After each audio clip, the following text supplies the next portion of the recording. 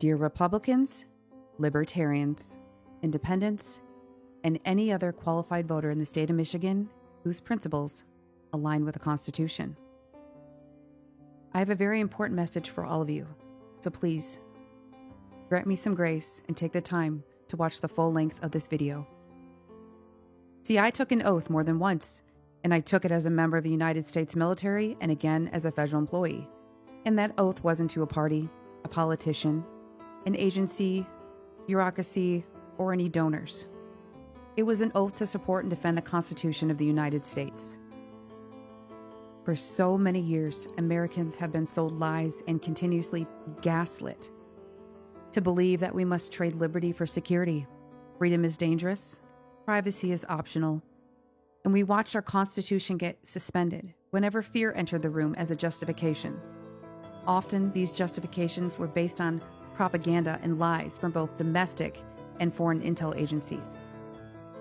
Now let's talk about former Michigan Congressman Mike Rogers, who is gunning for, once again, a Senate seat here in Michigan, a seat that he lost in 2024 against Democrat Alyssa Slotkin. See, in the state of Michigan, we are a down ballot state, meaning at the top of your ballot, you can elect to just vote for all Republicans or all Democrats. People could not vote for this man. There was enough people who did not want to engage in political Stockholm syndrome and put this man back in power. He lost against Alyssa Slotkin by nearly 20,000 votes, and just over 170,000 votes went to neither member of the Uniparty. This voter demographic is who I am primarily speaking to. Now let's go over Mike Rogers' actual record.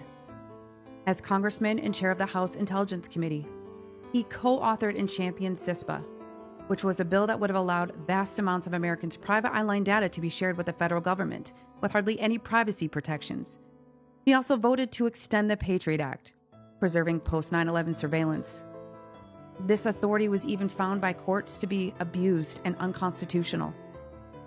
He once again voted to reauthorize FISA surveillance powers, including programs that enabled warrantless bulk collection of communications. This impacted so many innocent Americans. Credit George Bush and his administration for assembling this new intelligence community. They passed the Patriot Bill that allows and takes the handcuffs off our intelligence services. Policymakers back here use words like illegal wiretap. The domestic surveillance program of the NSA, it could be abused. We're already seeing pressure on the Patriot Act that maybe we don't need it now. Couldn't be further from the truth. The bulk telephone metadata program is legal and effective. Provisions of the Foreign Intelligence Surveillance Act expire at the end of this month. We need to rapidly reauthorize these provisions, and we need to work toward making these tools permanent as a part of our arsenal. Self-restriction, big problem in U.S. intelligence collection. We're the only intelligence service in the world that is forced to go to a court. But we always joked in the intelligence space, we would love to get 1/10 of what Google has on you. I supported these programs when they were classified, and I support these programs today. He defended the NSA's mass metadata collection, insisting that Americans were not being spied on, claims that were later contradicted by federal court rulings, showcasing how he lacks integrity and honesty. He voted to reauthorize FISA surveillance powers, and this included programs that allowed warrantless bulk collection of communications that hindered so many freedoms for we the people. He defended the NSA's mass metadata collection. He insisted Americans were not being spied on, a complete lie, proven later and contradicted by federal court rulings. He consistently sided with the TSA and Department of Homeland Security state expansion. He defended invasive screening and surveillance over meaningful Fourth Amendment guardrail protections. Mike used fear-based rhetoric to silence critics, framing constitutional objections as a threat to national security, once again violating his oath and trampling on our First Amendment protected rights. See, this isn't about one bad vote. He has a pattern of violating his multiple taken oaths.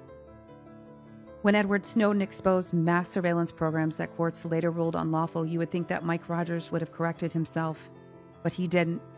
He continued to mock, threaten, and dehumanize Edward Snowden and other military veterans and other individuals who took an oath and wanted to call out his bad acting.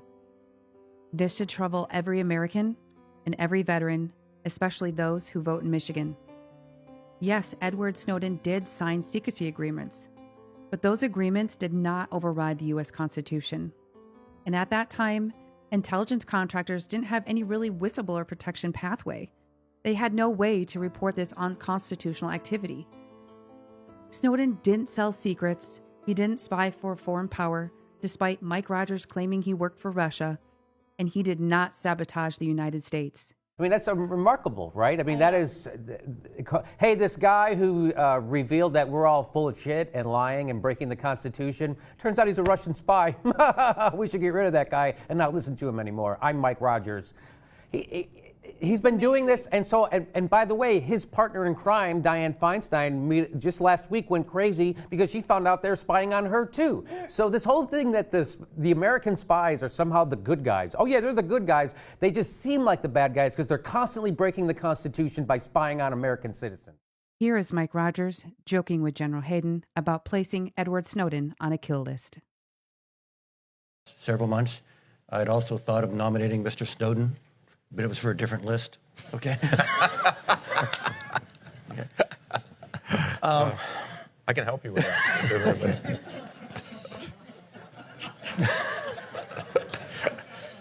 There's cameras here too. I forgot about that. What Snowden did was expose illegal surveillance of American people. Surveillance that should have never existed in the first place. This is no form of treason. This is following the Constitution, and it was a wake-up call for many Americans. When I talked about Mike Rogers taking an oath multiple times, he took an oath in the Army, as an FBI agent, and as a congressman. All of these oaths, although a little different, were bound by the same principle. The Constitution always comes first. But again and again and again, he chose power over restraint, secrecy over accountability, and bureaucrats and donors over we the people. These betrayals of our U.S. Constitution weren't little paper cuts. These are deep, historic, long-standing constitutional wounds. These can't be healed with little slogans or apologies. As many of you know, once we lose our rights, we don't get them back. And right after leaving Congress, Mike Rogers walked straight through the revolving door, from being a government tyrant to working for CNN as a contributor and pundit, and then to a defense and surveillance industry contractor that profited from continuously spying on Americans and promoting fear. This is not an act of public service. This was a power grab. It was a man forgetting his oath over power. Now I hope the libertarians, independents, and politically homeless are still with me here, because you need to know that your movements matter. And the libertarian movement showed America something very powerful in 2024, that coalitions, not purity tests or being an absolutist, but you forced real change. These coalitions freed Ross Ulbricht. It helped push back on endless wars and raise awareness to the war machine and military-industrial complex. And it forced accountability conversations that neither uniparty members wanted to have. I'm not trying to erase the Libertarian Party or disrespect it. My message is about amplifying your principles where they can actually win. And Ron Paul taught us that. He never asked people to abandon liberty. He asked them to build coalitions strong enough to defend it, regardless of what side of the aisle you were on. So hear me out. Currently, Michigan has open primaries.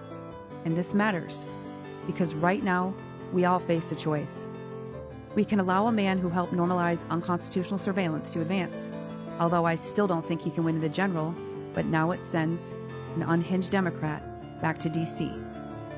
We can stop the bleeding, not with rage or arguments, but with true unity.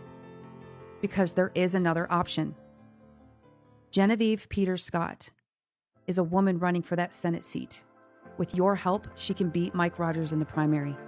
This woman has over 40 years in the grassroots.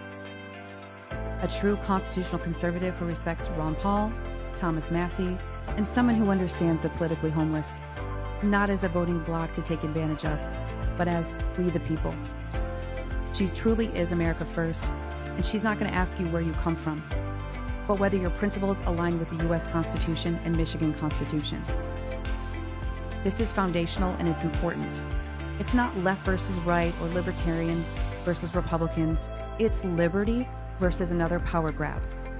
Mike Rogers represents the mindset that says, trust me, bro, give up a little freedom. just in case. But freedom doesn't disappear overnight. It dies by 1,000 cuts, and Mike Rogers has made too many of them. So here's my call to action. If you are a libertarian, an independent, a moderate, or Republican that previously supported Mike Rogers but didn't really do your due diligence in understanding his record, we forgive you.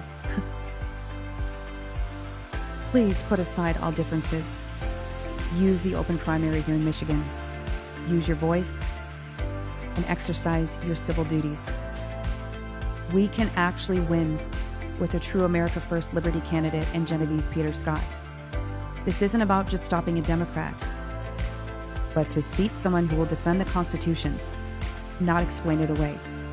Someone who will not bow down to donors or PACs, but hear the true voice of we the people, their constituents, and make sure that their votes are in line with the U.S. Constitution. The healing starts by stopping the bleeding, and that's stopping former Congressman Deep State Mike Rogers. Please note, this video was created independently and is not affiliated with, authorized by, or coordinated with Genevieve Peter Scott or any campaign committee. I produced this video on my own initiative as an individual supporter and endorser. Except for public statements made by Mike Rogers, no individual shown or referenced in this video bears any responsibility for its content. All opinions expressed are solely my own and aligned with upholding my oath.